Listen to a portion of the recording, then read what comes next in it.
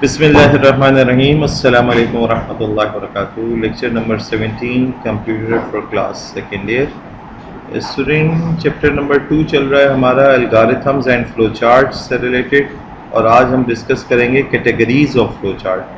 Flow chart की कितनी categories हैं, आइए देखते हैं। जी, ये एक फ्लो चार्ट की ही शक्ल में आपको दिखाया गया है, और फ्लो चार्ट की कैटेगरीज के बारे में आपको बता रहे हैं कि एक होता है सिस्टम फ्लो चार्ट और एक है प्रोग्राम या लॉजिक फ्लो चार्ट। स्टूडेंट, हम ये जो प्रोग्राम या लॉजिक अब तक जो फ्लो चार्ट डिस्कस करते आए हैं वो प्रोग्राम या लॉजिक फ्लो चार्ट्स थे। हमारे सिस्टम फ्लो चार्ट से अभी कोई डिस्कशन नहीं हुई, ना हमारे कोर्स में वो शामिल है। हम ज़्यादातर प्रोग्राम या लॉजिक फ्लो चार्ट को ही डिस्कस करेंगे।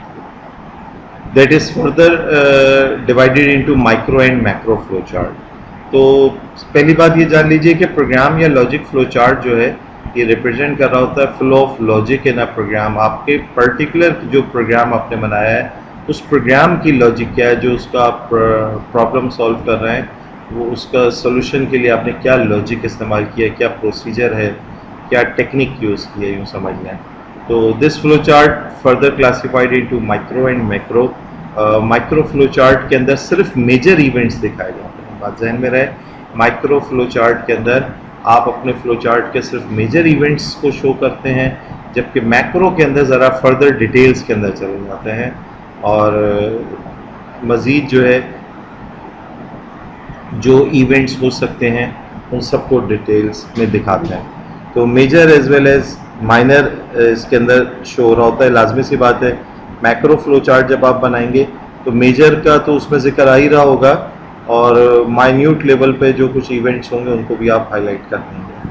तो अब program flow chart is different from system flow chart इस सेंस में होता है। अब हम सिस्टम फ्लो चार्ट को डिस्कस कर रहे हैं। सिस्टम फ्लो चार्ट क्या हुआ, which shows the flow of data through an entire computer system. Entire computer system के अंदर स्टूडेंट हार्ड डिस्क भी आ जाती है, सेकेंडरी स्टोरेज भी आ जाती है, और इसे पेरिफेरल डिवाइसेस भी आ जाती हैं कि कहाँ आपका आउटपुट जो है वो प्रिंटर की तरफ जा रहा है या इसी तरीके से सेकेंडरी स्टोरेज से उठ के लोड होके वो इनपुट आ रहा है। तो ये एंटायर कंप्यूटर सिस्टम को फ्लो चार्ट में इन्वॉल्व कर लिया जाए तो उस सूरत में वो सिस्टम फ्लो चार्ट कहलाता है। तो हम अपने कोर्स में ज़्यादातर जो है वो प्रोग्राम या लॉजिक फ्लो चार्ट को ही डिस्कस कर रहे होंगे, ठीक है, और बाकी माइक्रो और मैक्रो का एक कॉम्बिनेशन होगा। हम इसको इतना ज़्यादा डिफ्रेंशिएट नहीं करेंगे कि ये माइक्रो फ्लो चार्ट बना रहे हैं या मैक्रो। तो हम एक मिनिमल किस्म की जो डिस्क्रिप्शन होनी चाहिए या इवेंट्स को शो करना है वो शो करेंगे, ना बहुत ज़्यादा एक्स्ट्राज में जाएंगे और ना बहुत ज़्यादा मिनिमम करेंगे। सम डिसएडवांटेजेस ऑफ फ्लो चार्ट्स, वैसे तो इस चैप्टर के एंड पे आपके पास मज़ीद डिसएडवांटेजेस भी डिटेल में डिस्कस होंगे, लेकिन यहाँ कुछ ड्रॉबैक्स की बात हो रही है। स्टूडेंट, देखा जाए तो फ्लो चार्ट जो है ये मैप ऑफ अ सोल्यूशन होता है बेसिकली, ठीक है, और ये प्राइमरी प्लानिंग समझी जाती थी फॉर मैनी ईयर्स। कई सालों तक इसको प्राइमरी प्लानिंग डिवाइस की हैसियत दी गई इस फ्लो चार्ट में। They're favoured over other method because logic इसमें आसान हो जाती है समझने में पिक्चर्स की शक्ल में बजाय इसके के अल्फाज में। लेकिन फ्लो चार्ट जो है कुछ ड्रॉबैक्स भी रखता है। They are not easy to change. एक दफ़ा जब आप ड्रॉ करके मेहनत करके इसमें इस रेक्टेंगल, पैरेललोग्राम, फ्लो लाइंस और डायमंड शेप या दीगर शेप्स के साथ जब आप एक दफ़ा फ्लो चार्ट ड्रॉ कर लेते हो तो they tend to be too detail. अगर आप उसमें चेंज करना चाहें, जब चेंज करना चाहें तो उसमें फिर आपको बहुत ज़्यादा जो है शफलिंग करनी पड़ती है, रीड्राइंग करनी पड़ती है, जो कि एक टीडियस जॉब है, एक डिफ़िकल्ट टास्क है। इसी तरीके से a programmer draws a flow chart then writes a program based on that flow chart. तो नॉर्मली आप जानते हैं कि प्रोग्राम कोडिंग से पहले का मरहला है फ्लो चार्ट। तो जब आप फ्लो चार्ट बना लेते हो तो फिर आप उसके ही मुताबिक कोडिंग करते हो।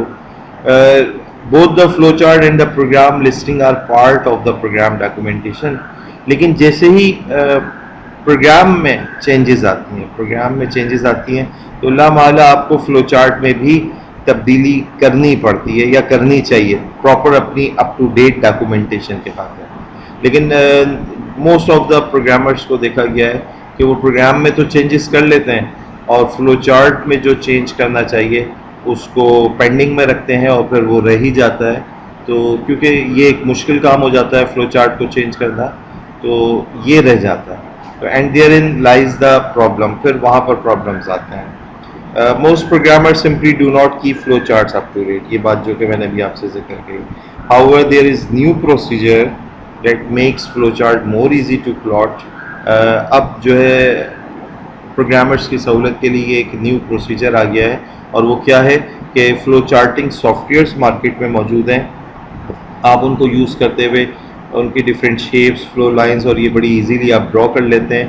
तो जो प्रॉब्लम्स थे फ्लो चार्ट को ड्रॉ करने के हवाले से और उसमें चेंजेस को अप टू डेट करने के हवाले से, वो किसी हद तक इस सॉफ्टवेयर ने रिड्यूस कर दी हैं।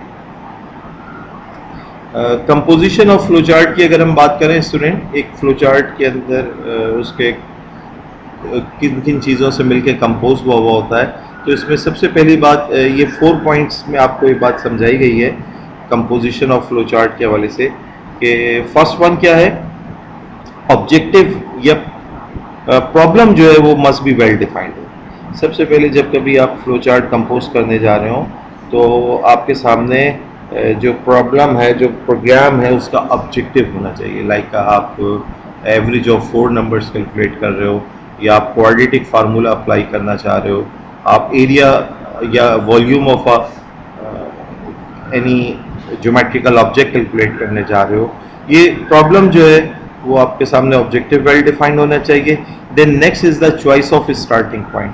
फिर आप तय करते हो कि बात का आगाज़ कहाँ से करना है। लाइक आपको इनपुट्स क्या क्या चाहिए हैं, फिर उन इनपुट्स को कौन सी कंप्यूटेशन स्टेटमेंट से गुजारना होगा, क्या उसके ऊपर प्रोसेसिंग करनी है, इसी तरीके से देन आउटपुट क्या होगा। ये मतलब, लेकिन सबसे पहला काम जो है after identify the objective of the problem, the choice of starting point, ये सेकंड नंबर पे आता है। देन फॉलोड बाय, इसके बाद नेक्स्ट थर्ड स्टेप क्या है कंपोजिशन ऑफ फ्लो चार्ट में, आपने तीसरी बात का ख्याल क्या रखना है, determination of the sequence of events क्या होगा, कौन सा इवेंट किसके बाद आएगा।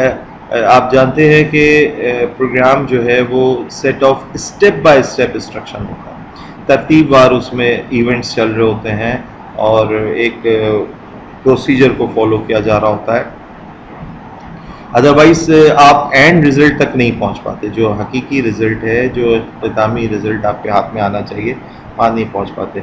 तो ऐसा नहीं होगा कि इनपुट्स आप बाद में लें और प्रोसेसिंग पहले करवा लें, या आउटपुट पहले डिस्प्ले करें फिर प्रोसेसिंग कर। तो आपको इवेंट्स की जो तरतीब है उसको ख्याल रखना है, उसका सीक्वेंस का ख्याल रखना है। स्टार्टिंग पॉइंट के बाद आपने सीक्वेंस ऑफ इवेंट्स का ख्याल रखना है जो कि आपको एंड रिजल्ट तक पहुंचा सके। Finally last one is there will be decision resulting in more than one possible action. आपके फ्लो चार्ट के अंदर डिसीजंस हो सकती हैं जो कि more than one possible action की तरफ लेकर जाएंगी कि like if A is not equal to B, अगर वो इक्वल है तो क्या हो और नॉट इक्वल टू बी है तो क्या हो।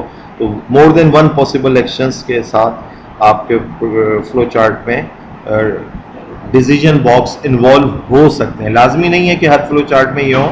हमारा नेक्स्ट जो टॉपिक है उसके अंदर ये बात आपके सामने आ जाएगी कि कुछ फ्लो चार्ट्स ऐसे होते हैं जिनमें डिसीजन बॉक्स होता ही नहीं, कुछ में होता है, ठीक है। तो लेकिन आप कंपोजिशन ऑफ फ्लो चार्ट के हवाले से जहन में ये रखेंगे 4 बातों को, जैसे मैं फिर से दोहरा दूँ कि ऑब्जेक्टिव ऑफ द प्रॉब्लम क्या है वो आपको बहुत वाज़ेह होगा, तो आप फ्लो चार्ट को प्रॉपरली हैंडल कर सकेंगे, ड्रॉ कर सकेंगे। और सीक्वेंस ऑफ इवेंट्स का ख्याल रखना है। स्टार्टिंग पॉइंट, ये second one is starting point, कहाँ से बात को शुरू करना है, सीक्वेंस ऑफ इवेंट्स क्या होगा, and finally decision resulting in more than one possible action may be involved in your flowchart during composing. तो स्टूडेंट आज की क्लास में कैटेगरीज ऑफ फ्लो चार्ट, कुछ एडवांटेजेस और कंपोजिशन ऑफ फ्लो चार्ट से related हमारा मौजूद था। इंशाल्लाह ताला नेक्स्ट क्लास के अंदर हम कंट्रोल स्ट्रक्चर्स को डिस्कस करेंगे। जज़ाकल्लाहु खैर। अस्सलामु अलैकुम वरहमतुल्लाहि वबरकातुहू।